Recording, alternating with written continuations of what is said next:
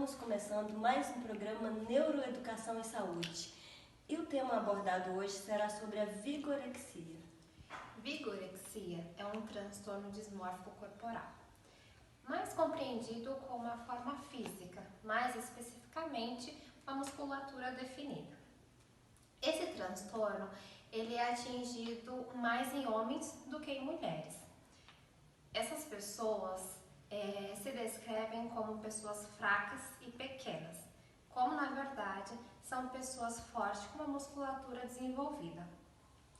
Esses indivíduos seguem dietas ricas em proteínas, ressaltando que muitas das vezes essas dietas não é acompanhada por nutricionistas. Além disso, eles seguem uma rotina exagerada em exercícios, ressaltando que os indivíduos que seguem uma rotina exagerada em exercícios não é considerado que se tem o transtorno. Bom, a vigorexia ainda não é catalogada nos manuais de classificação CID-10 e DSM-5 como um transtorno específico. Por essa razão, os critérios para o diagnóstico não foram bem estabelecidos. Convidamos alguns profissionais para falarem sobre suas áreas específicas. Cristiane Vale, personal trainer, Rômulo Costa, nutricionista e Tatiane Maria, psicóloga. Olá pessoal, meu nome é Cristiane, eu sou formada em Educação Física pela UFSJ e hoje nós vamos falar um pouquinho sobre a vigorexia e esperamos poder contribuir de forma bastante positiva para o trabalho dos nossos colegas. Então pessoal, tudo bem?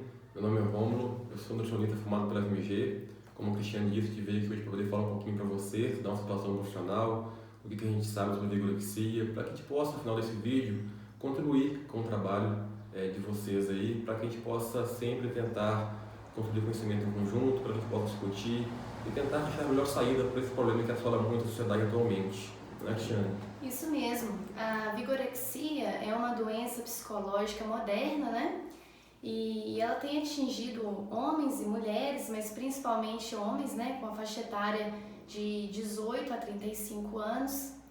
E assim, muitas vezes as pessoas que possuem essa doença não têm consciência de que possui, né, ela. Então, muitas vezes elas não procuram a ajuda necessária, né? E isso traz muitas consequências negativas.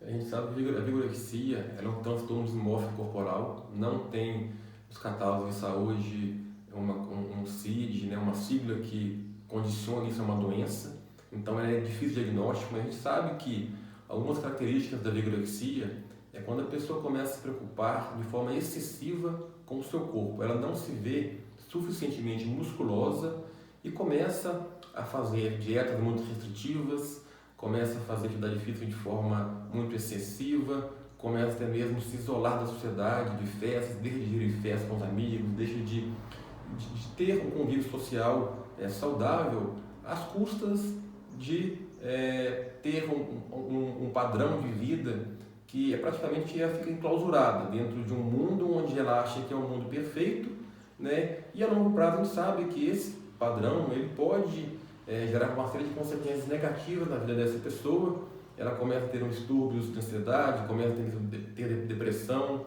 e ela começa até mesmo a ter deficiências nutricionais, porque ela começa a excluir alguns nutrientes importantes da alimentação dela. É isso mesmo.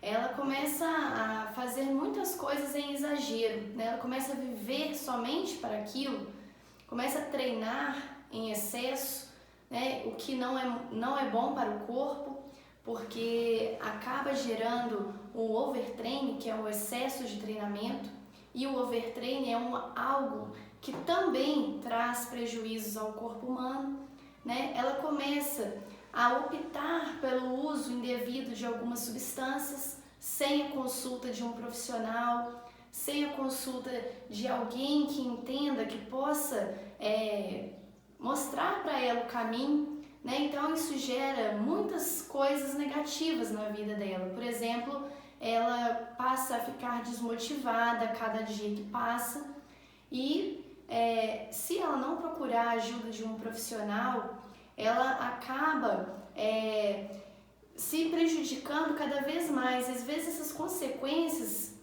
serão ocorridas daqui a muitos anos, né? 20, 30 anos. Com certeza. Eu acho que quando alguém pensa em mudar a alimentação, tentar se alimentar bem e começar a praticar atividade física, é sempre bom buscar ajuda profissional, para que a gente possa ter uma orientação mais saudável possível, para que a transição de hábitos talvez não tão adequados para hábitos melhores, de estilo de vida, né, possa ser feita de maneira lenta, porque é lento mesmo. Todo resultado que a gente busca ter, seja composição corporal, seja na mudança da alimentação, é uma transição que é lenta, né? Então, se a gente começa a fazer mudança por conta própria, acho que isso é importante falar, a gente começa a restringir alimentos, a fazer muita atividade física e começa a gerar diversos distúrbios na saúde, tanto orgânica quanto psíquica do indivíduo que faz isso, né? Isso, com certeza.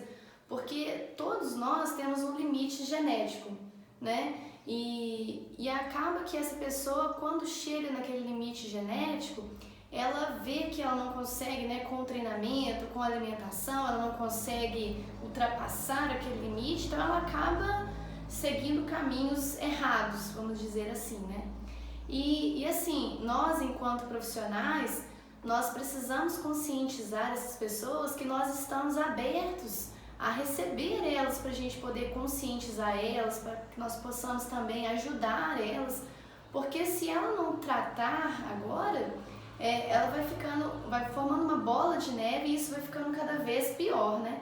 Vai ficando cada vez mais gradativo a negatividade que isso vai acarretando na vida dela. Sim, eu acho que nós podemos ter uma preocupação com o nosso corpo, tá? Isso aí é tranquilo a gente se ter. A questão é quando isso fica de forma muito excessiva, a gente começa a fazer coisas que não faziam antes, algumas loucuras, às custas de ter um corpo que seja, entre aspas, perfeito, porém que a gente sabe que não existe, né? Evoluir em relação ao físico, isso aí a gente consegue ter essa evolução, né? Isso é aceitável você querer ter isso. A questão é o quanto que você está disposto a pagar para você ter isso, né? Acho que se você fazer isso de maneira saudável, de maneira inteligente, com orientação profissional, você começa a ter essa construção de hábitos melhores, esse físico melhor, porém sem com que isso afete sua saúde, né? Acho que isso é mais importante falar aqui. É verdade, porque acho que assim, igual o Romulo falou, é importante assim, nós preocuparmos, né, com a nossa saúde. Muitas vezes nós gostamos, nós olhamos no espelho, nos sentimos bem de ver o nosso físico, né? Ainda mais numa sociedade hoje que nós vivemos uma mídia que preocupa muito com o corpo, com a estética do corpo. Isso é interessante, é bom para a autoestima, mas quando isso passa a ser algo doentio, isso já está errado, já está caminhando para o caminho errado. Então, eu acho que nós precisamos primeiramente preocupar com a nossa saúde para depois se preocupar com o físico, literalmente, né? Porque eu acho assim, é importante que nós tenhamos uma vida longa também de exercícios, que nós tenhamos uma vida longa mesmo, porque às vezes uma doença, né, como a vigorexia, né, essa doença psicológica, ela pode jogar a pessoa para caminhos de outras doenças futuras. Então, ela vai... Ansiedade, depressão, ela tem que recorrer até a medicamentos antidepressivos para poder melhorar esse quadro que ela entrou nele, sem saber que estava entrando, muitas vezes ela faz sem ter conhecimento de causa. Sim, e às vezes também ela pode acabar usando substâncias indevidas. Muitas vezes pessoas acabam usando substâncias que são usadas em animais mesmo, e o que isso traz dentro do corpo humano organicamente. E assim, o excesso de treinamento também que a pessoa acaba procurando pode gerar lesões. Então assim, é uma série de coisas que isso vai caminhando, né? Que vai encaminhando a pessoa mesmo. Então, sim, a pessoa precisa ter consciência disso mesmo para que ela possa fazer as escolhas certas, né? O diagnóstico de vigorexia também, Cristiane, é um diagnóstico que é difícil da gente poder ver, né, conseguir realmente diagnosticar na prática, né? A gente sabe que não tem ali um catálogo de itens que deve seguir para que a pessoa seja vigorexa ou não. Acho que a gente tem que ter um trabalho multidisciplinar também quando a gente caracteriza alguém com isso, então ver alguém com potencial risco de ter vigorexia, então trabalho com médico, psicólogo, educador físico, nutricionista, é essencial para que a gente possa orientar de maneira mais efetiva, né, para que a pessoa consiga sair dessa sem ter as consequências negativas a longo prazo da vigorexia. Sim, com certeza. O trabalho multidisciplinar é muito interessante, né? Porque nós podemos um ajudar ao outro. Assim como esse trabalho também está nos ajudando bastante, porque fez com que nós refletíssemos sobre isso, sobre essa doença, sobre esse transtorno psicológico, fez com que nós possamos assim estudar um pouquinho sobre. Foi muito interessante, achei muito bacana o tema, né? Porque é algo às vezes que está na nossa frente, que nós às vezes vamos ficar mais atentos a isso, para que nós possamos ajudar mais pessoas, né, Romulo?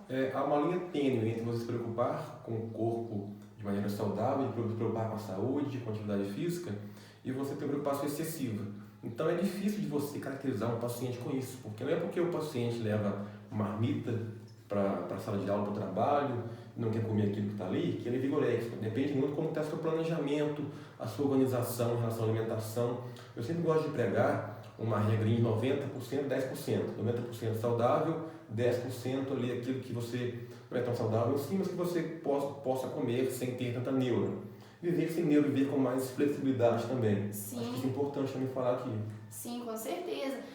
Igual você está falando, às vezes a pessoa também pode fazer mais de um treino por dia, né, na academia ou em outro local, e às vezes ela está com acompanhamento de um profissional, mas tem muitas pessoas, né, essas, por exemplo, que possuem esse distúrbio, né, ela acaba fazendo tudo por conta própria, faz o treinamento dela por conta própria em excesso, vai na academia várias vezes por dia, achando que vai ter um resultado mais rápido, começa a pegar muito peso, então isso tudo vai comprometer as funções dela, tudo vai se fisiológicas, comprometer. dinâmicas a médio e longo prazo. Talvez não Com comprometa a curto certeza. prazo, mas a longo prazo a conta chega. Sim, é verdade, porque ela está fazendo isso sem a ajuda de um profissional, né? Nós estudamos para dosar tudo isso para as pessoas, né? Para que isso não aconteça, né? Para que não cause prejuízos às pessoas mesmo. Sim. Queria então, por esse vídeo, agradecer ao pessoal que me convidou para poder fazer esse bate-papo aqui, né? Para a gente poder aprender também um pouquinho junto com vocês sobre isso. E não tenham também, pessoal, preconceito quando vocês verem alguém com esse tipo de característica, porque eu acho que o mais importante é você acolher a pessoa e ela se sentir acolhida, ela conseguir enxergar que ela tem um problema, para que ela busque e aceite a ajuda de profissionais para que ela saia dessa situação.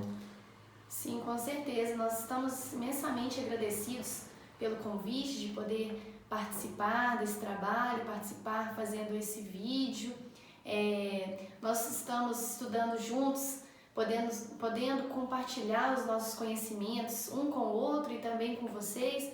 E também nós gostaríamos de deixar aqui a liberdade de quem tem esse distúrbio, de quem possui essa doença, para que fique livre para buscar uma ajuda, né? Porque é muito importante para que ela possa ficar ciente de que ela possui isso e buscar as devidas ajudas para que isso não cause prejuízos no seu futuro, né? Nós estamos, então, agradecendo mais uma vez pelo convite, esperamos que nós tenhamos agregado bastante com o trabalho de vocês, né? E é isso. Se a gente puder ajudar também, nós estamos aí, pessoal. Um forte abraço para vocês, tá bom? Um abraço, até mais. Até mais. Bom dia, pessoal. Meu nome é Tatiane, eu sou psicóloga clínica com formação em terapia de família e estou aqui hoje para falar sobre o ponto de vista da psicologia em relação à vigorexia, tá bom? O que é o sentido disso, como que isso funciona, qual que é o padrão mental que está relacionado a esse transtorno e como que a gente pode contribuir aí com o tratamento e também a importância da psicologia. O grupo me solicitou algumas perguntas específicas para direcionar a minha fala, vou falar delas e acrescentar mais algumas informações, tá? Bom, o público específico da vigorexia, ele está mais relacionado a homens entre a idade de 18 a 36 anos, mas existem mulheres com esse quadro clínico também, tá? E a vigorexia, do ponto de vista da psicologia, ela está relacionada a um padrão mental de distorção sobre a imagem corporal. Então, o que isso significa?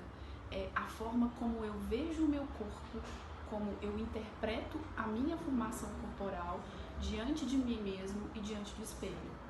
E geralmente esse padrão ele está mais distorcido por quê? Porque a pessoa tem uma tendência a ver o corpo menor do que ele está, mais diminuído do que ele realmente é. E intensifica mentalmente diversos padrões que chegam no comportamento. Como, por exemplo, a pessoa passa a praticar uma média de exercícios físicos muito mais alta, uma obsessiva preocupação com o corpo. As práticas alimentares, elas são totalmente instruídas e direcionadas para o aumento do padrão corporal. E esse padrão mental, ele é muito construído com a pessoa, na relação da pessoa com o mundo e nos valores que estão instituídos enquanto sociedade. Então, a gente tem um termo utilizado na psicologia para falar disso, que eu deixei aqui para relatar para vocês, que é o hipercorpo, o triunfo do hipercorpo, que é o consumo mesmo, do corpo.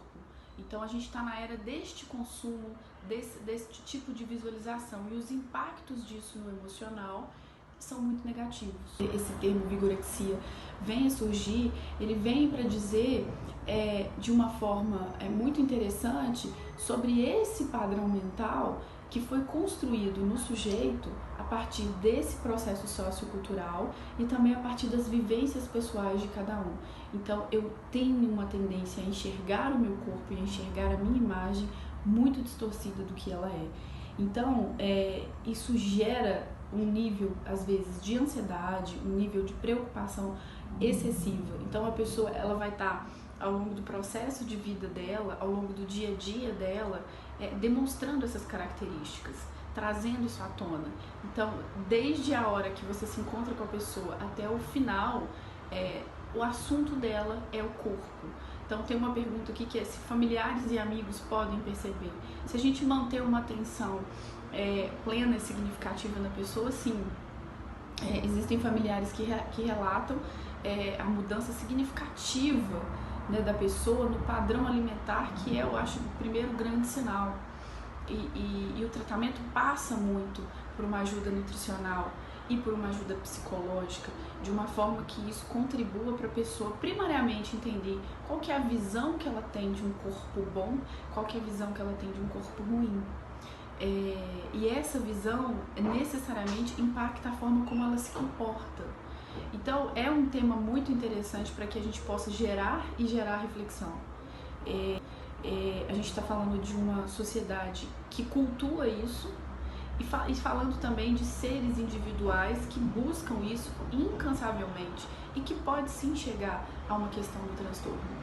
Então, eu acho que é muito importante, na vigorexia, pensarmos sobre os padrões mentais que estamos alimentando e a forma como chegamos com isso na linguagem. Porque cada corpo vai ter uma característica. Então, é o entendimento do que é o corpo primeiro, para que depois a gente possa, de alguma forma, ver o que precisa ou não, o que é necessário ou não de ser mudado nele. Mas quando esse padrão não é compreendido, nós podemos cair numa forma mais extrema, que é o processo do vigorexo. Aumentar esse corpo num nível muito maior do que a própria saúde sustenta, e uma visão de padrão mental desse corpo muito mais diminuída do que ele realmente é, tá bom? Então essa é a minha contribuição para vocês, agradeço aí a oportunidade, um grande abraço e até a próxima. O nosso tempo chegou ao fim. Gostaríamos de agradecer aos profissionais pela participação e até a próxima. E o tema abordado hoje será sobre a vigorexia. Bom, a vigorexia...